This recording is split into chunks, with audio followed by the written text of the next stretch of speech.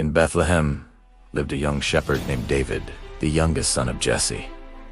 One day the prophet Samuel arrived, sent by God to choose a new king. Jesse presented his older sons, strong and impressive, but none were chosen. Finally, the youngest was called in from tending sheep.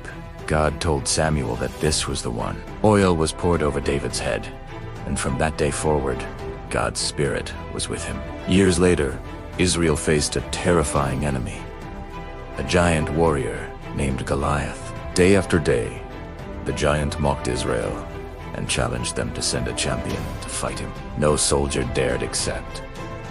David arrived at the battlefield bringing food for his brothers and was shocked to see the army afraid. Though still young, he trusted that God would help him, just as he had helped him defeat lions and bears while guarding sheep. King Saul doubted that such a young boy could fight a giant, but David insisted that the battle belonged to God. Saul offered his armor, yet it was too heavy and awkward. David chose instead a sling, a staff, and 5 smooth stones. The giant laughed when he saw David approach, but David stood firm in faith. A single stone flew from his sling, struck the giant's forehead, and the mighty warrior fell. The army rejoiced, for victory had come through courage and trust in God. After this, David became known throughout Israel. Saul's son, Jonathan, formed a deep friendship with him, loving him like a brother. But as the people praised David's victories, Saul grew jealous and fearful that David would take his throne. More than once, Saul tried to harm him, and David was forced to flee and live in hiding.